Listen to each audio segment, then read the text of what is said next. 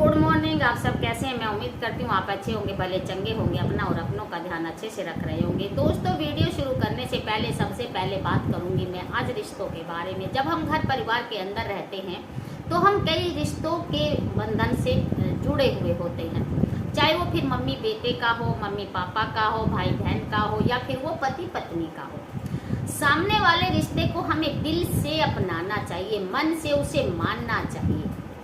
जब हम सामने वाले रिश्ते को दिल से नहीं अपनाते हैं तो समय के अनुसार उसमें फर्क आना शुरू हो जाता है, और जैसे जैसे समय बीता, समय के साथ साथ जो वो फर्क है वो कड़वाहट का रूप धारण कर लेता है, और फिर कड़वाहट जो है वो एक जहरीले नाग शक जैसे शब्द को वो अंजाम देता है, उसको वो पैदा करता है, जो एक शक होता है।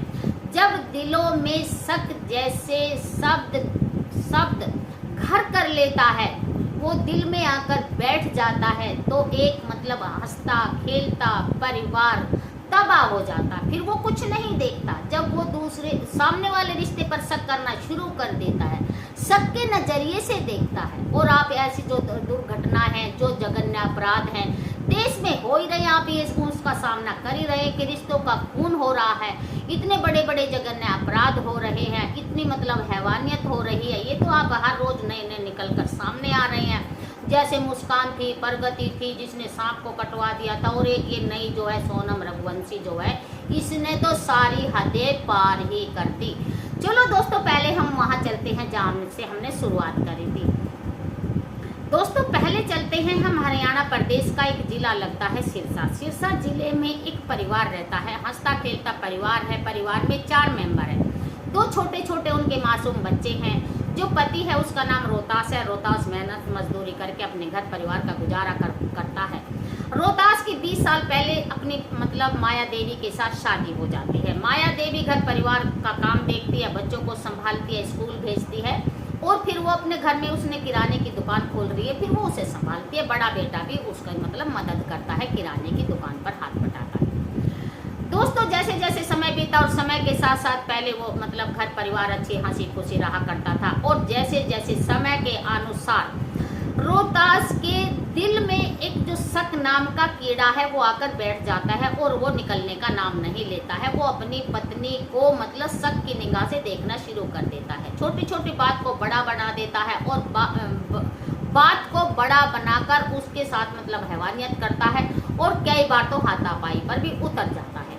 माया देवी कई बार अपने पिता से भी इस बात की शिकायत कर चुकी है। पिता आकर उन्हें आपस में समझाता है कि सुख शांति से घर में रहा जाता है, इस तरह किसी लड़ाई झगड़ा नहीं करते हैं। लेकिन रोहतास पे किसी भी तरह का कोई फर्क नहीं होता है, वो किसी भी बात का अमल नहीं करता है। हर रोज ऐसी लड़ाई झगड़े होने शुरू हो जाते हैं। एक दिन दोस्तों 6 जून 2025 का वो मनुष्य दिन आता है। 6 जून 2025 का वो मनुष्य दिन आता है। रोहतास सुबह अपने काम पर गया और शाम को वो घर लौटता है। शाम काफ़ी हो जाती है। माया देवी को घर में ना पाकर वो आग बबूला हो जाता है, गुस्सा करता है। जब माया देवी शाम को घर आती है और रात रोहतास को आग बबूला देखकर वो एकदम से मतलब चुपचाप घर के अंदर चली जाती है। रोहतास अपनी पत्नी को टोकता है कि आखिर तुम कहाँ गई थी, मुझे बताओ, और मतलब इतनी देर आने का कारण क्या है। माया देवी अपने पति की आदत को जानती थी, वो किसी भी तरह का कोई जवाब अपने पति को नहीं देती है, और बस चुपचाप अपना थोड़ा काम करती है। और फिर रात काफ़ी हो गई थी, अपना आंगन में दूसरी चारपाई बिछाकर वो लेट जाती है। दिन की हारी थकी थी, लेटकर उसको नींद आ जाती है, और खर्राटे भरकर वो अपना सो जाती है, खर्राटे भरती रहती है। लेकिन रोहतास मतलब आग बबूला हो जाता है जब किसी भी तरह प्रकार का कोई भी उत्तर माया देवी अपने पति को नहीं देती है। वो अपने आप पर कंट्रोल नहीं कर पाता है, और माया देवी को इस तरह शांतिपूर्वक सोता देख खर्राटे भर तक वो अपने आप से काबू से बाहर हो जाता है, और वो अपने घर के अंदर जाता है। घर के अंदर से कस्सी निकाल कर लाता है, नकीफ जो फावला होता है, फावला लेकर आता है, और माया देवी के ऊपर इतनी जोर से वो वार करता है कि एक कस्सी के एक ही झटके में वो माया देवी के सर को धड़ से अलग कर देता है, और उस वक्त वो अपनी आंखें बंद कर लेता है। एक ही झटके में माया देवी का जो सर है वो धड़ से अलग हो जाता है, और खून से लथपथ जो कस्सी है उसको चारपाई के पास रख देता है, और हाथ पकड़कर माथे पर हाथ हाथ डालकर वो भी चारपाई के पास बैठ जाता है।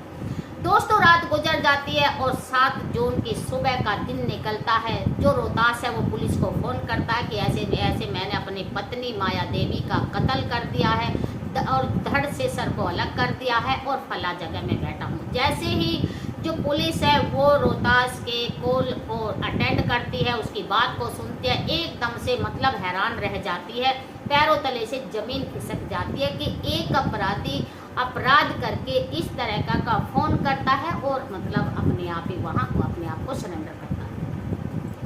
दोस्तों 7 जून की सुबह का दिन होता है। पुलिस रोहतास के घर पहुंचती है। पुलिस को रोहतास के घर देख गांव गली के लोग, गांव और जो आस पड़ोस के लोग इकट्ठा हो जाते हैं। काफ़ी सारी जो भीड़ है रोहतास के घर में इकट्ठा हो जाती है। आखिर रोहतास के घर में पुलिस क्यों आई है? कल तक तो ये सारा परिवार ठीक था, आखिर ऐसा क्या हुआ?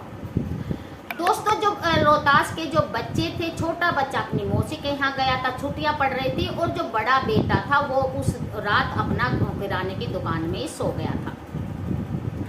दोस्तों पूरी भीड़ इकट्ठी हो जाती है और माया देवी के पापा को भी इस बारे में इतला की जाती है कि ऐसे ऐसे तुम्हारी बेटी का खून हो गया है। दोस्तों जो पुलिस है उस कस्सी को उठाती है जो खून से लथपथ थी और जो रोहतास को अपने साथ अरेस्ट कर लेकर जाती है, और जो माया देवी है उसकी मतलब बॉडी को, उसकी डेड बॉडी को अपने साथ पोस्टमार्टम के लिए लेकर जाती है। दोस्तों इस शक के दायरे में एक हंसता खेलता जो परिवार है वो तबाह हो गया। छोटे छोटे मासूम बच्चे माँ की ममता से मतलब वंचित रह गए, और जो पापा है वो पूरा मतलब ज़िंदगी वो जेल में रहेंगे, और जो अब बच्चे हैं उनकी परवरिश का क्या होगा? उनकी देखरेख कौन करेगा? उनके साथ अब क्या होगा? क्या कोई उनकी देखरेख कर पाएगा? उन्हें कोई संभाल पाएगा? आखिर जो सवाल खड़ा होता है दोस्तों कि जो बच्चे हैं आखिर उनकी जो जिम्मेदारी अब कौन उठाएगा? नुकसान किसका हुआ इसमें नुकसान हुआ परिवार का, बच्चों का। बच्चों की ज़िंदगी तबाह हो गई, मम्मी पापा के प्यार से बच्चे वंचित रह गए। दोस्तों जो ये शक है, जो ये रिश्ते हैं, ये मतलब हैवानियत करते मतलब दफ़ा ये नहीं सोचते कि इसका रिजल्ट क्या होगा। दोस्तों अब चलते हैं हम मतलब दोबारा दूसरी तरफ चलते हैं। हरियाणा प्रदेश का एक जिला लगता है फरीदाबाद के बल्लमगढ़ शहर में ये दास्तान है जो सच्ची घटना है। दोस्तों ये है 10 जून 2025 की ये सच्ची घटना है। दोस्तों एक जो मनोज मेहता है वो मतलब बिहार का रहने वाला है, उसके 4 बच्चे हैं और वो मेहनत मजदूरी करके वो अपने परिवार का गुजर बसर करता है और वो फरीदाबाद के बल्लमगढ़ शहर में रहता है।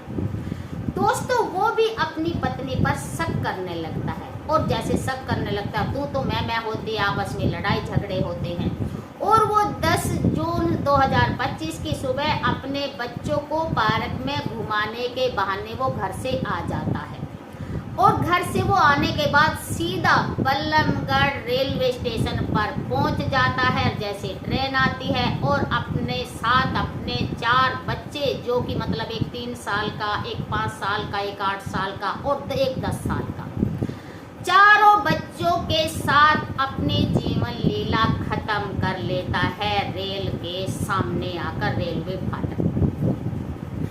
दोस्तों वह जो मौके पर जो चश्मदीद थे वो जो पुलिस को इतला करते कि ऐसे ऐसे जो एक आज रेल एक्सीडेंट हो गया। पुलिस मौके पर पहुंचती है, शवों के मतलब वो शनाख्त करती है, और मनोज मेहता के जेब में एक वो मतलब पर्ची देखते हैं जिस पर मोबाइल नंबर लिखा होता है। पुलिस जो इंस्पेक्टर होते हैं वो उस फोन नंबर को मिलाते हैं, उस फोन नंबर को जो मनोज मेहता जैसे मोबाइल नंबर लिखा हुआ था तो उसकी मिसेज का था। बाकी इसके घर पे गांव में भी सूचना इसकी बहन को दे दी है भी इस तरह हादसा हो गया।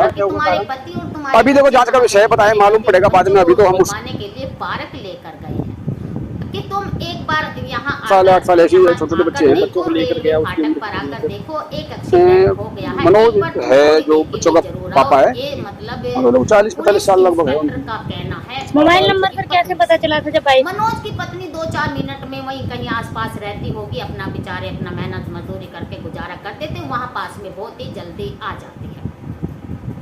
जैसे मनोज की पत्नी आकर अपने परिवार और अपने पति को देखती है तो वो एकदम से बहुत ही जोर जोर से रोना बिलखना शुरू कर देती है। पुलिस इंस्पेक्टर ने उससे पूछा, आखिर तुम्हारी कुछ बात हुई? तो वो जो मनोज मेहता की जो पत्नी है वो पुलिस इंस्पेक्टर से अपने बयान में कहती है कि जो मेरा पति है वो कई दिन से मुझ पर शक करता था और उसी को लेकर हमारे घर में अक्सर लड़ाई झगड़े हुआ करते थे। दोस्तों, इसमें किसका नुकसान हुआ? इसमें नुकसान हुआ छोटे छोटे मासूम बच्चों के साथ पति ने, जो उस परिवार की देखरेख करने वाला, कमाने वाला, जिसके थ्रू घर चलता था, उसने अपनी जीवन लीला ही खत्म कर दी। एक हंसते खेलते परिवार, मतलब जो परिवार की जो खुशियां थी वो एक ही झटके में तबाह हो गई। दोस्तों, जो ये हमारा रिश्ता होता है इसको हमें मतलब एकदम डगमगा देना नहीं चाहिए। इसको हमें मतलब दिल से जब हम इसको अपना लेते हैं तो किसी भी प्रकार के दूसरे अन्य शब्द को हम अपने दिल में जगह नहीं बनाने देते हैं। मजबूताई के साथ हम खड़े रहते हैं कि ये हमारा सामने वाला रिश्ता मेरा अपना है, इसके साथ मुझे अपनापन करना है, ये मेरा अपना है। चाहे कोई अन्य व्यक्ति किसी तरह का वैर विरोध या कुछ मतलब आपस में कुछ भिड़ाने की कोशिश करे तो हमें अपने दिल को उधर बिल्कुल भी नहीं झुकने देना है। दोस्तों, ये है मतलब एक जो शक जैसे नाम का जो कीड़ा है वो जब दिल में बैठ जाता है तो हंसते खेलते मतलब अच्छे अच्छे मतलब घर परिवारों को वो तबाह कर देता। तो इसको हमें बिल्कुल भी अपने दिल में जगह नहीं देनी है और बहुत हंसी खुशी अपने घर परिवार को हमें लेकर चलना है। दोस्तों, जैसे अब हम रिश्तों को लेकर चल रहे थे और ये जो ताज़ा मामला है सोनम रघुवंशी का, इसने तो रिश्तों के साथ ऐसी हैवानियत कर दी, ऐसी दरिंदगी कर दी, इतना बड़ा जघन्य अपराध कर दिया। जैसे कल इसको शिलोंग पुलिस अपने साथ लेकर जाती है, इसके 4 दोस्तों को भी साथ लेकर जाती है, जिसको इसने अपने पति की हत्या की सुपारी दी। वो जो किलर हैं, जो वो मतलब आरोपी हैं, वो भी मतलब कल पुलिस जो शिलोंग पुलिस है वो कल मतलब उनको सभी अपराधियों को लेकर शिलोंग पहुंच गई थी। और आज यानी कि 11 जून 2025 को आज शिलोंग पुलिस सभी अपराधियों को, सभी आरोपियों को कोर्ट लेकर जाएगी और वहाँ उनका आगे रिमांड लिया जाएगा और उनसे आगे पूछताछ की जाएगी। दोस्तों, जब से ये जो सोनम रघुवंशी है, जब से पुलिस के हत्थे चढ़ी है, हर रोज नई नई जो करते हैं वो खुलकर सामने आए हैं, हर रोज नए नए खुलासे हो रहे हैं। और जिस वक्त ये अपने उन 3 मतलब आरोपियों के साथ जिनको इसने सुपारी दी थी, उनके साथ ये मतलब जो आरोपी हैं ये इसके पति की हत्या कर रहे थे, मौके पर जो सोनम रघुवंशी है ये सामने खड़ी हुई मतलब देख रही थी। इसके फेस पर बिल्कुल भी स्किन नाम की कोई भी कैसी भी सलवट नहीं थी, इसके हाथ नहीं कांपे। इसने अपने उन आरोपियों से कहा मार दो इसे, एकदम से उसकी जबान नहीं लड़खड़ाई। जो सबसे पहला वार राजा रघुवंशी के ऊपर विशाल चौहान ने किया, और विशाल चौहान इतने मतलब दिलदार, इतने मतलब जो मतलब जवान बच्चे, उन्होंने काफ़ी उन जो अपराधियों का सामना भी किया। जब तक उनकी हिम्मत रही उन्होंने मतलब अपने आप को बचाने की कोशिश की, लेकिन जब तीनों आरोपी उसके साथ घाव पर घाव देते रहे और वो मतलब खून से लथपथ होकर बेहोश होकर वो नीचे गिर जाते हैं और उनके सब को तीनों अपराधी उठाकर नीचे खाई में फेंक देते हैं। और यहाँ तक कहा जा रहा है कि जो उस वक्त उन अपराधियों की सबको नीचे फेंकने के लिए सोनम रघुवंशी ने भी उनकी हेल्प की थी। जैसी जैसी जो परतें खुल रही हैं, खुलासे निकलकर सामने आ रहे हैं। दोस्तों, सोनम रघुवंशी वहाँ से मतलब अपने पति की हत्या करवाने के बाद वो मतलब वहाँ से अपना जो पहाड़ी पर वो डबल डेकर उस पर वो वहाँ पहाड़ी पर गई थी और उसके बाद फिर वो उन तीनों आरोपियों के साथ भी मिलती है और फिर जैसे जैसे शिलोंग के रास्ते, सिलीगुड़ी के रास्ते होते हुए वो मतलब गाजीपुर आती है। उत्तर प्रदेश के गाजीपुर के एक ढाबे पर आकर अपने आप को सरेंडर कर देती है पुलिस के सामने और इस तरह की कि वो हालत दिखाती है कि मेरे साथ लूटपाट हो गई, मेरे गहने चुरा लिए, मुझसे मतलब ड्रग्स का इंजेक्शन लगा दिया और मेरे पति की लुटेरों ने हत्या कर दी। मैं यहाँ किस हालत में आई हूँ, मुझे कोई भी किसी भी तरह का कोई अता पता नहीं है। दोस्तों, सोनम रघुवंशी ने इतना बड़ा कांड कर दिया कि मतलब इंदौर पुलिस, उत्तर प्रदेश पुलिस और शिलोंग पुलिस सबके इसने छक्के छुड़ा दिए कि ऐसी भी एक लड़की है जिसने अपने महम 10 दिन के शादी के बाद ही अपने पति की हत्या करने के लिए इसने मतलब फिरौती दे दी अपने प्रेमी के 3 दोस्तों के साथ मिलकर। और जिस हथियार का मतलब प्रयोग किया गया, जो राजा रघुवंशी की हत्या में जो हथियार यूज किया गया, उसे कहते हैं हमारी भाषा में दाव। वो भी सोनम रघुवंशी ने ऑनलाइन मंगाया, मतलब शिलोंग पहुंचने के बाद।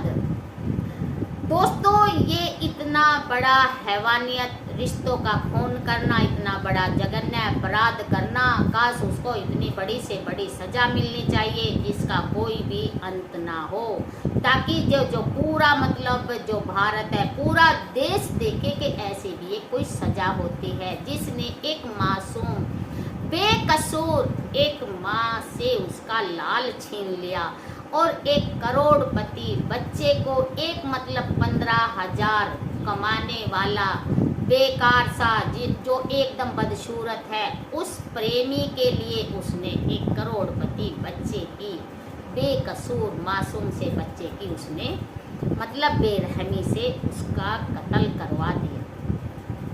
अब दोस्तों, जैसे शिलोंग पुलिस उनकी कोर्ट में पेशी होगी, जैसी जैसी आगे पर्दे खुलेंगी, जैसी जैसी पर्दे खुलेंगी हम आपको बताते रहेंगे। तब तक आप हमारे साथ बने रहें।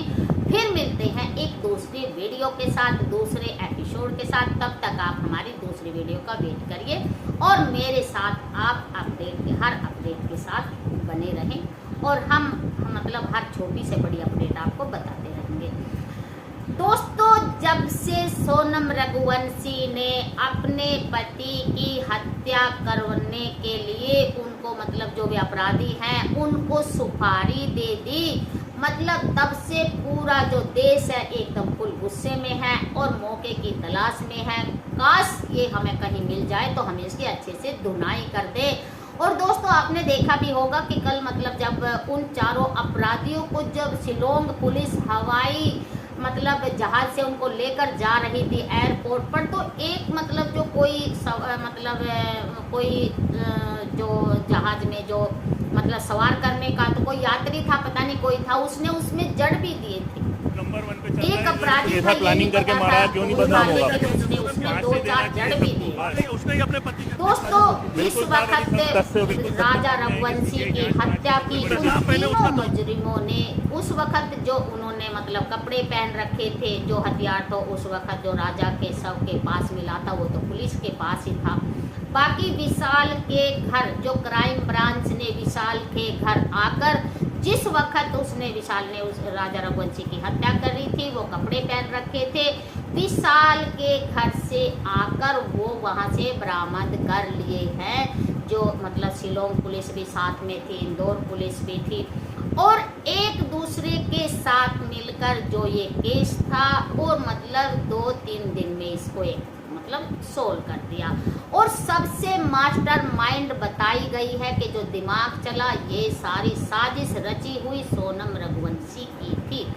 दोस्तों, एक पॉइंट मैं आपको और बता दूं, किसी ने नोट किया है या नहीं किया है, जिस वक्त 2 जून में राजा रघुवंशी की मतलब हत्या हो गई थी, उनका शव मिला था और रेस्क्यू ऑपरेशन जारी था। इसका उसका सोनम रघुवंशी को ढूंढने के लिए मतलब ये जो सर्च ऑपरेशन शुरू किया गया था, और सोनम का भाई तो वहाँ गोविंद था, और गोविंद ने कहा था कि सोनम जिंदा है, सोनम मिल जाएगी, सोनम आ जाएगी।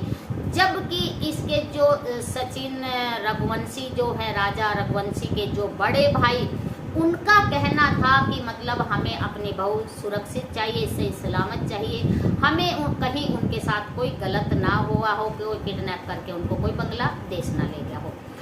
लेकिन दोस्तों जो सोनम रघुवंशी का भाई है गोविंद, उससे भी पुलिस को पूछताछ जरूर करनी चाहिए, वो भी शक के दायरे में है, क्योंकि उसने पक्के विश्वास के साथ कहा था कि जो सोनम है वो जिंदा है, वो आ जाएगी। और ज्योतिषी ने भी कहा था कि इसमें राजा रघुवंशी की हत्या करने में मतलब एक महिला का हाथ है, जो उसको पूरब दिशा की ओर ले गई है, और समय पूरा हो गया है, वो जल्दी ही आ जाएगी, जल्दी ही मिल जाएगी। ये उनके जो मतलब एन.के. पांडे हैं, इनके सोनम के जो ज्योतिषी हैं, सोनम के परिवार के ज्योतिषी हैं एन.के. पांडे, उन्होंने पहले कहा था, जब तक ये सोनम रघुवंशी नहीं मिली थी, उन्होंने भी कहा था कि ये हकीकत निकला कि एक महिला का हाथ था। सोनम रघुवंशी ने अपने पति की हत्या करवा दी, जो उन मतलब 3 आरोपियों के साथ मिलकर। उनको जैसे अपडेट में निकल कर सामने आएगी, मैं आपके साथ फिर मिलूंगी। तब तक आप मेरी दूसरी वीडियो का अपडेट करिए, और अपडेट के साथ आप जुड़े रहिए, छोटी से बड़ी डेट आप अपडेट जानने के लिए। तब तक के लिए जय भारत, जय हिंद, जय हिंदुस्तान। फिर मिलते हैं एक दूसरी वीडियो के साथ। जय